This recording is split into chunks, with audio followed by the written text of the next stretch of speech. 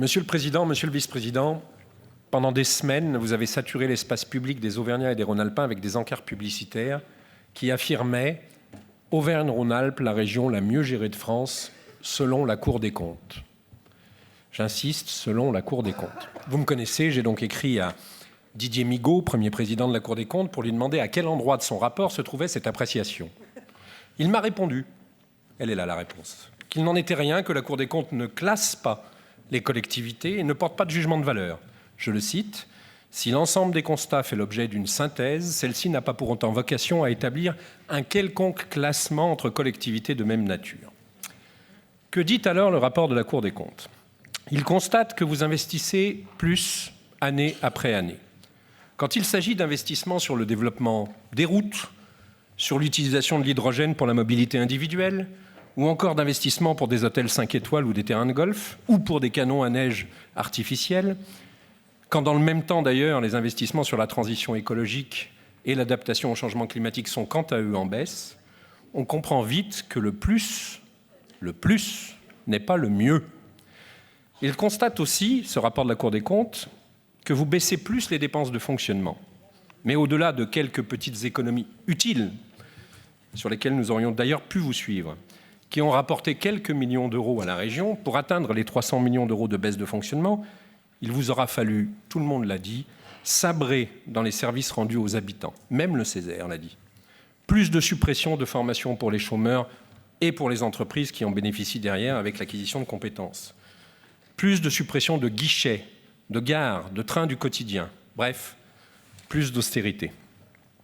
Le rapport de la Cour des comptes constate aussi que vous maîtrisez plus encore la dette. Mais une région doit investir pour des équipements qui ont une durée de vie de 20, 30, 40 ans. Alors qu'actuellement, les taux d'intérêt sont nuls, l'immense majorité des économistes, même les orthodoxes, soutiennent l'intérêt de profiter de la période pour s'endetter plus, pour investir plus pour l'avenir. Alors Standard & Poor's, vous l'avez dit tout à l'heure, vous note AA. Ça me fait penser au frigo, excusez-moi.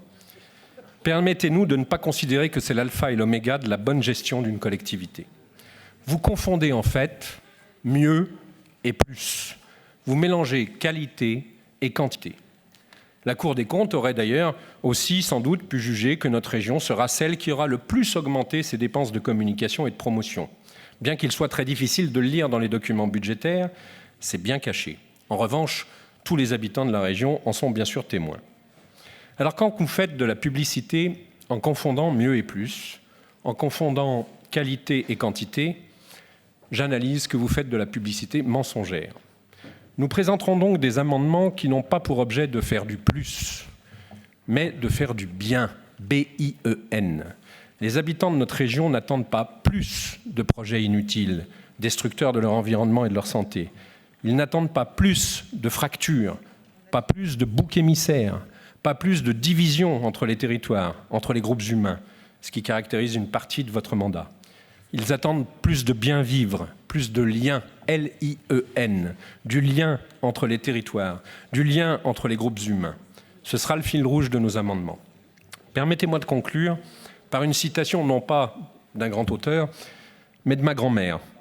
Bien qu'il me semble que toutes nos grand-mères nous l'ont dit à chacun un jour. Le mieux est l'ennemi du bien. Et puisqu'il me reste une petite minute, et que c'est bientôt les fêtes, je vais vous faire un petit cadeau, Monsieur le Président, en guise d'étrenne, pour reprendre une autre situation de toutes nos grand-mères et qui s'adresse particulièrement à un intervenant précédent qui a défendu la politique environnementale et des petites lignes du gouvernement. Heureusement que le ridicule ne tue pas. Merci. Merci beaucoup, Monsieur Colas.